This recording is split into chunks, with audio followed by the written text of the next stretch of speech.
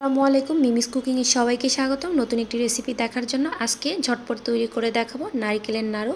তাহলে চলুন এই মজাদার নারকেলের নাড়ুটা কীভাবে তৈরি করতে হয় দেখে নেওয়া যাক।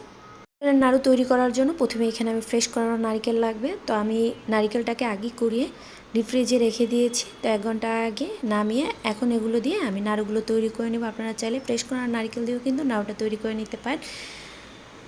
তো এখানে আমি 2 কাপ পরিমাণ মেজারমেন্ট কাপে 2 কাপ পরিমাণ নারিকেল নিয়েছি। নারিকেলগুলোকে হাত দিয়ে নারিকেলগুলোকে খুব ভালোভাবে একটু মথে নিতে হবে, তাহলে এটা একটু সফট হয়ে যাবে আর পানিটাও বের হয়ে আসবে।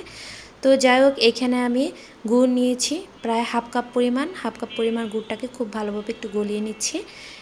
এখন গলানো গুড়ের মধ্যে সরাসরি আমি নারিকেলটা দিয়ে দিব।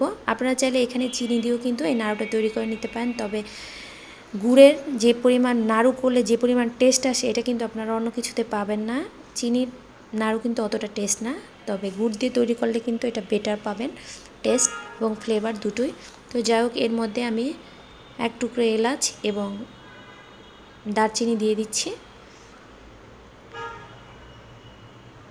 এইভাবে করে নেড়ে চড়ে এটাকে খুব সুন্দর একটা কালার আসা পর্যন্ত এটাকে আমি মিশিয়ে নিব, যতক্ষণ পর্যন্ত এটা চিনিটার সাথে খুব ভালোভাবে আঠালো আঠালো না হবে এ পর্যন্ত আমি এটাকে জাল করতে থাকবো। দেখতেই পাচ্ছেন এটা কতটা আঠালো হয়ে গেছে। এখন এই পর্যায়ে আমি চুলা থেকে নামিয়ে নিলাম 7 মিনিট পর।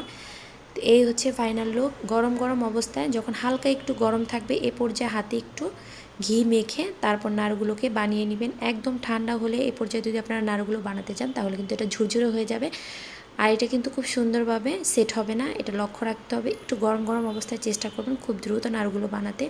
ঠিক এইভাবে গোল গোল শেপ দিয়ে আমি সবগুলো নাড়ু বানিয়ে নিচ্ছি।